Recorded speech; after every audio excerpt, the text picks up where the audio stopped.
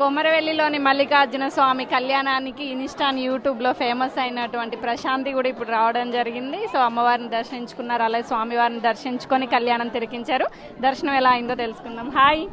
Hi అండి, ముందుగా అందరికీ నమస్తే. కొమరేలి మల్లన్న జాతర అందరికీ శుభాకాంక్షలు. మేము ప్రతి ఏడాది ఇక్కడికి వచ్చి మేము బోనాలు కానీ అమ్మవారికి స్వామివారికి బండారు వడిబియ్యం అవి సమర్పిస్తాము.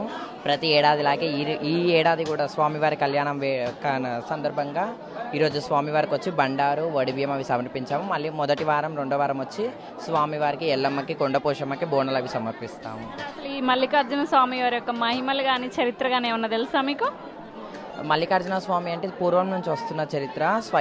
మల్లికార్జున స్వామి ఇక్కడ స్వయంభూ, చాలా అంటే చాలా పవర్ఫుల్. కోరిన కోరికలు ఖచ్చితంగా కొంగు బంగారం నింపుతాడు. చాలా భక్తులు కూడా ఎంతోమంది వేలాది సంఖ్యాల్పంగా పోయిన ఏడాది కంటే ఈ ఏడాది ఇంకా చాలా రష్ ఉంది. ఎందుకంటే ఇప్పుడు నాకు దర్శనానికే ఖచ్చితంగా 3 to 4 hours. మీరు సెలబ్రిటీ కదా, మీకు ప్లేస్ అన్ని దర్శనం సపరేట్గా ఏం కల్పించలేదా? అట్లా ఏం లేదండి, అందరితో పాటు మనం కాబట్టి 3 to 4 hours చాలా టైం పట్టింది ఈ ఏడాది. బట్ చాలా బాగా జరిగింది దర్శనం, మాత్రం చాలా హ్యాపీగా ఫీల్. ఎట్లాంటి పూజలు నిర్వహించారు ఈరోజు మీరు? ఈరోజు స్వామివారికి నేను కళ్యాణం కాబట్టి బండారు వడిబియ్యం తీసుకొని వచ్చి స్వామివారికి అండ్ గొల్లకేతాలమ్మ మేడాలమ్మకి వడిబియ్యం అవి సమర్పించేశాను. చాలా అంటే చాలా బాగా దర్శనం జరిగింది, చాలా హ్యాపీగా ఫీల్ అవుతున్నాను. వింటున్నారు కదా, ఈ రోజు ఇక్కడ జాతరకి అయితే చాలా మంది రావడం జరిగింది. అందులో భాగంగా నేను ప్రతి ఏటా ఇక్కడ మల్లికార్జున స్వామి కళ్యాణానికి రావడం జరుగుతుంది. ఈ రోజు భక్తులు కూడా రద్దీగా ఉన్నారు. ఈ దర్శనం నాకు చాలా సంతోషంగా ఉందని చెప్తున్నారు. ఇలాంటి మరిన్ని వార్తలు మీ ముందుకు తీసుకొస్తుంది RTV ఓటు స్టూడియో.